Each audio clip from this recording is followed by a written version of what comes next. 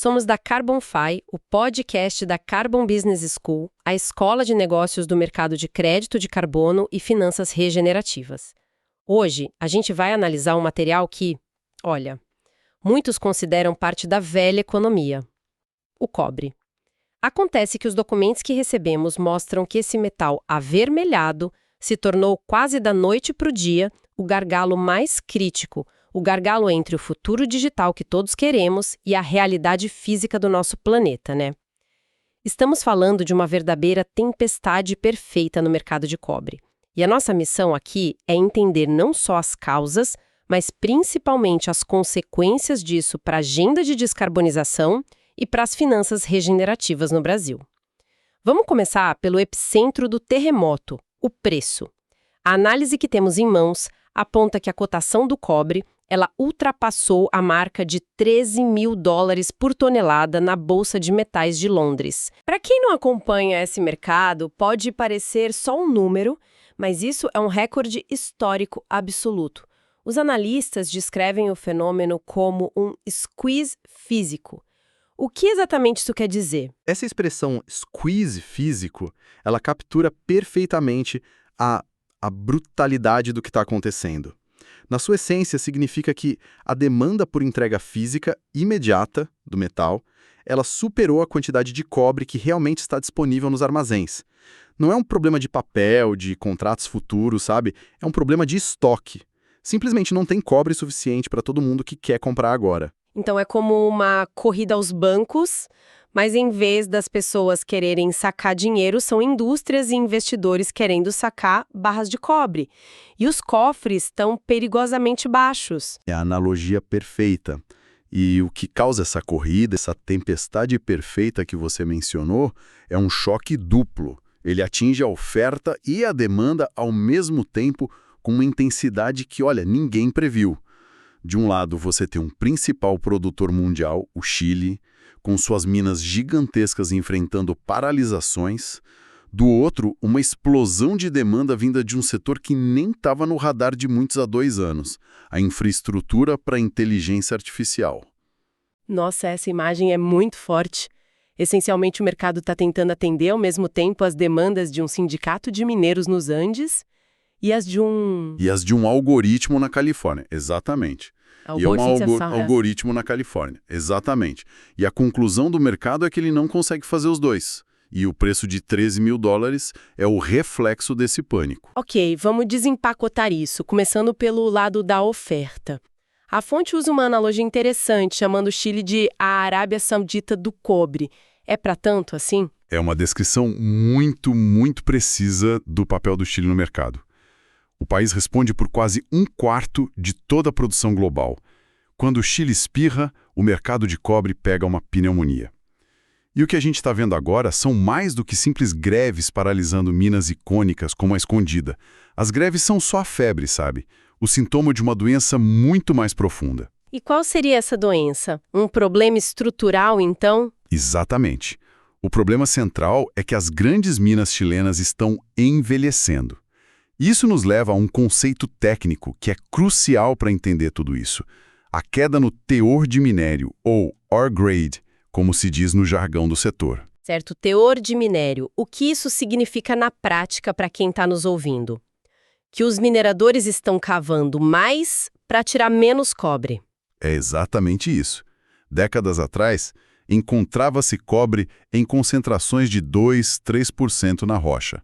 Hoje, em muitas dessas minas antigas, esse teor caiu para menos de 0,5%. Nossa. Isso significa que, para produzir a mesma tonelada de cobre puro, é preciso minerar, moer e processar uma quantidade muito maior de rocha. E isso tem consequências em cascata. Exige mais água, um recurso escassíssimo no deserto do Atacama, onde muitas minas estão. Exige muito mais energia e, claro, mais trabalho. Tudo isso infla os custos de produção e cria o cenário perfeito para os conflitos trabalhistas que a gente está testemunhando. E aqui a gente já consegue conectar com a nossa pauta na CarbonFi, né? Se é preciso usar mais energia e processar mais material para obter o mesmo produto final, a pegada de carbono de cada tonelada de cobre produzida está aumentando. Sem dúvida.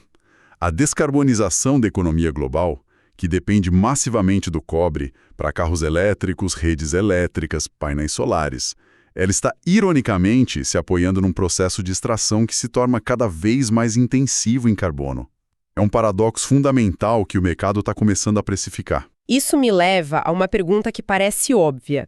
A lógica de mercado mais básica diz que, se o preço de algo sobe, a produção aumenta para capturar esse lucro, certo? Certo. Por que as mineradoras com o cobre a $13.000 não estão simplesmente abrindo as torneiras e inundando o mercado? Porque as torneiras estão emperradas. Chegamos a um ponto crítico que os economistas chamam de inelasticidade da oferta. Mesmo com o preço na estratosfera, a capacidade de aumentar a produção no curto e médio prazo é quase nula. Sério? Sim. As minas já operam no limite, enfrentando esses gargalos hídricos, energéticos, logísticos que eu mencionei. Não é só querer, é poder. E hoje elas não podem. O mercado perdeu a confiança na sua principal válvula de escape, que sempre foi a capacidade da oferta de responder a um sinal de preço. Entendi. A oferta está travada, quase engasgada. Isso por si só já seria suficiente para pressionar os preços. Mas para formar uma tempestade perfeita, como você disse, precisa de um raio vindo do outro lado. E a fonte aponta para um culpado que, para mim, foi surpreendente: a inteligência artificial. E acho que muita gente pensava que a grande história de demanda para o cobre era dos carros elétricos. E era até recentemente. Os veículos elétricos e a energia renovável formavam a base da tese de alta para o cobre. Mas a IA chegou como um tsunami que ninguém viu se formar. A corrida frenética para construir data centers gigantescos, para treinar e operar modelos como o ChatGPT, criou uma nova categoria de consumo, massiva, que simplesmente não estava nas planilhas de projeção para 2024. Mas espere um pouco. Essa demanda da IA é realmente sólida? Ou não seria um pouco da empolgação do momento, uma bolha de entusiasmo do mercado de tecnologia? Quão significativo é esse consumo quando a gente compara com a eletrificação de frotas, por exemplo, que é algo mais palpável? A dúvida é pertinente, mas os dados mostram que é uma demanda estrutural e gigantesca. Pensa o seguinte: um único rack de servidores de IA de alta performance pode consumir dezenas de vezes mais energia que um rack tradicional. Dezenas de vezes. Sim, e para levar toda essa eletricidade da rede até os chips de forma estável e segura, a quantidade de cobre necessária é colossal. Em transformadores, em cabeamento de alta voltagem, na distribuição interna dos data centers. A gente está falando de uma demanda que, há 24 meses, era insignificante e hoje já compete em pé de igualdade com setores inteiros.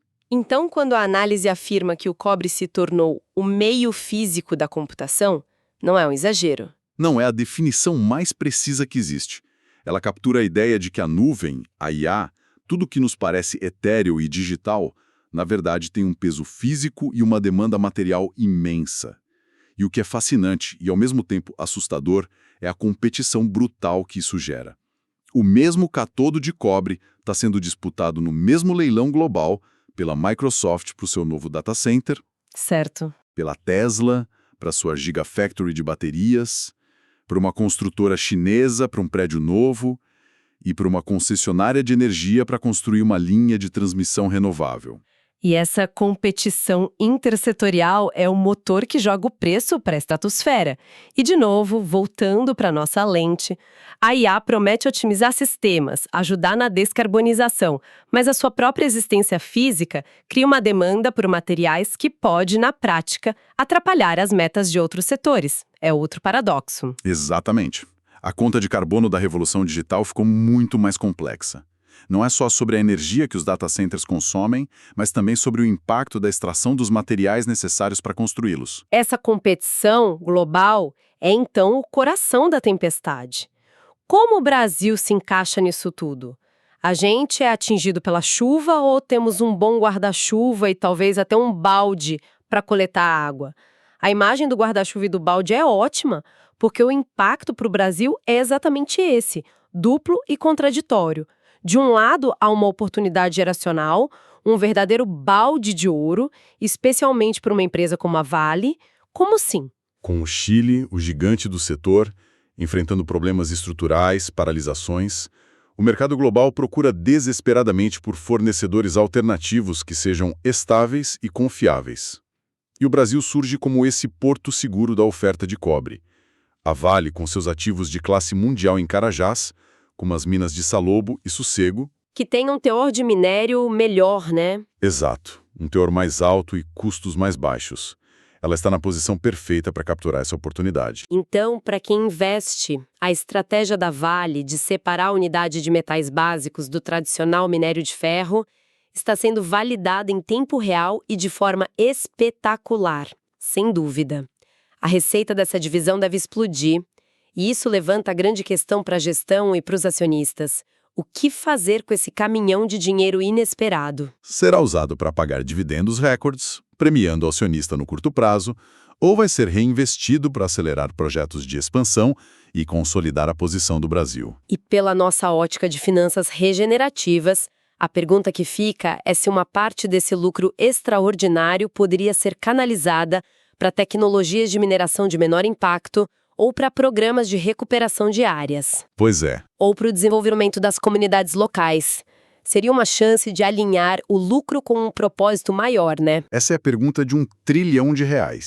É a oportunidade de transformar um boom de commodity num legado sustentável. Mas, como a gente falou, o impacto é duplo. Se a Vale tem o balde, o resto do Brasil pode precisar do guarda-chuva. Certo, essa é a oportunidade. Mas qual é o custo associado a esse choque do cobre para o país? O custo é um obstáculo direto e pesado para a nossa própria transição energética. O Brasil tem um plano ambicioso e necessário de construir milhares de quilômetros de linhas de transmissão para levar energia limpa gerada pelos ventos do Nordeste para os grandes centros de consumo no Sudeste. E essas linhas de transmissão são, em sua essência, fios de cobre muito, muito longos. E se o preço do principal insumo dispara, o custo total do projeto explode junto. É o que o mercado chama de aumento do CAPEX, o custo de capital, certo? Exatamente. O CAPEX, que é todo o dinheiro que precisa ser investido para tirar o projeto do papel, sobe vertiginosamente. Isso coloca as concessionárias de energia, empresas como Eletrobras, Isacetep, Taesa, numa posição muito delicada. Elas venceram leilões com um orçamento baseado num preço de cobre. Agora, o custo real é muito maior. Quais são as saídas para elas? Basicamente, existem duas possibilidades, e nenhuma delas é boa. Ou os projetos atrasam, são renegociados, e a transição energética brasileira anda mais devagar. Ou essa conta maior é repassada para todos nós, consumidores, na forma de tarifas de energia mais altas no futuro. Que ironia! O mesmo boom do cobre que pode encher os cofres da Vale com dólares de exportação ameaça esvaziar o orçamento da nossa própria descarbonização. A gente ganha como produtor, mas corre o risco de pagar mais caro para cumprir nossas metas climáticas aqui dentro. É o resumo perfeito da encruzilhada em que o Brasil se encontra. Então, para amarrar toda essa discussão, fica claro que o preço do cobre deixou de ser apenas um indicador para a indústria de construção. Ele se tornou um termômetro da tensão entre nossas ambições digitais e energéticas e os limites do mundo físico. Precisamente. O cobre passou de uma simples commodity industrial porque a gente pode chamar de ativo de escassez estratégica. Neste novo cenário, o poder não está mais com quem tem a tecnologia mais avançada, mas com quem tem a mina operando hoje de forma eficiente e confiável. A crise expõe esse descompasso fundamental entre a velocidade exponencial do mundo digital e a velocidade, geológica e linear do mundo dos recursos naturais. Para o nosso público na Carbon Fine, a lição parece ser que não há transição energética ou digital que não passe pela mineração. E a forma como a gente gerencia, financia e cobra responsabilidade socioambiental dessa mineração vai ser absolutamente decisiva para o sucesso da agenda climática. É o ponto central.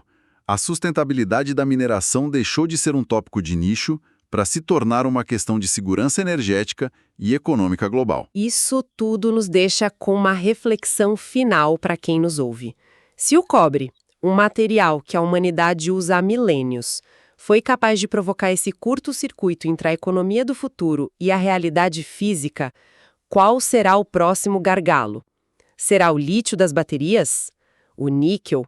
Ou será algo ainda mais básico e que hoje a gente ignora, como a areia de alta pureza para os chips ou a água para resfriar os data centers que rodam a IA?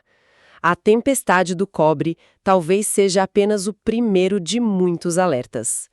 E para mais conteúdos sobre o mercado de crédito de carbono e finanças regenerativas, siga a CarbonFi para se manter sempre atualizado.